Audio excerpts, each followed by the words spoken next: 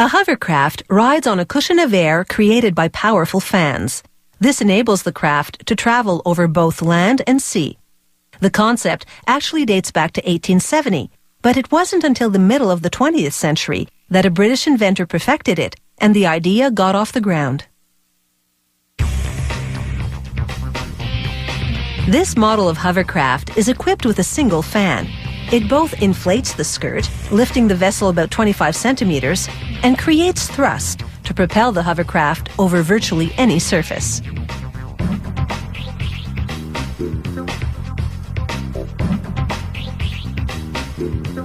Production begins with a hull made of lightweight polyethylene.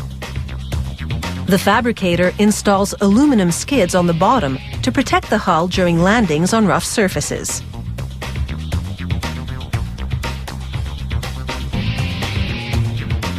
He screws plastic attachments for the hovercraft's skirt into pre-marked positions on the hull. The technician drills 65 holes around the hull. The fan's air will pass through these holes to fill the hovercraft's skirt. The hull consists of a thick, hard outer layer and a low-density inner layer that makes the material buoyant. It's what keeps the hovercraft afloat during stops on water.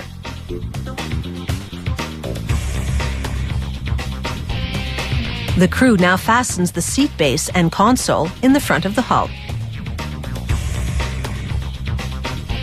Once it's secure, they fit the gauge panel in its slot.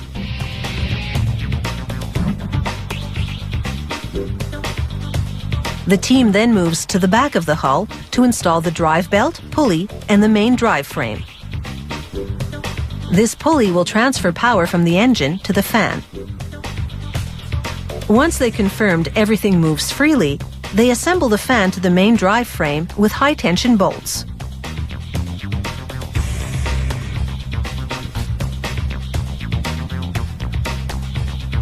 This duct will divide the fan's air into two streams.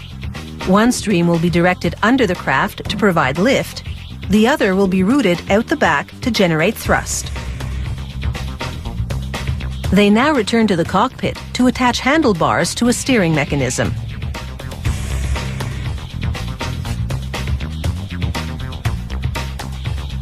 The engine can be either a 2-stroke or 4-stroke, depending on the amount of power desired. They connect it to the drive assembly and protect that connection with metal casing. Once the engine has been bolted into place, they equip it with a radiator, an air filter, an exhaust system, and a waterproof box containing the electrical components. Then they connect the fuel tank to the engine and cover the engine with a polyethylene hood to keep it dry. They install seating, including a rear bench that accommodates 3. Then the installer attaches 2 rudders to the fan duct. He links them with a bar so they'll move in tandem. These steering parts are made of marine-grade steel to prevent rusting. A quick check confirms the rudders are operational. The hovercraft skirt is made of the same material used on shoe soles, sturdy polyurethane nylon. They assemble the skirt to the hull in 65 different pieces. The worker loops each segment over a side bumper and secures it with a steel clip. He then attaches the bottom of each skirt piece to the little hooks on the hull.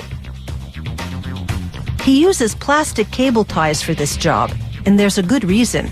If the skirt becomes snagged on something, these ties will break and free that section. Then other parts of the skirt will balloon out to fill the breach and maintain the air cushion. And they also won't have to replace the whole skirt, just the section that's been damaged.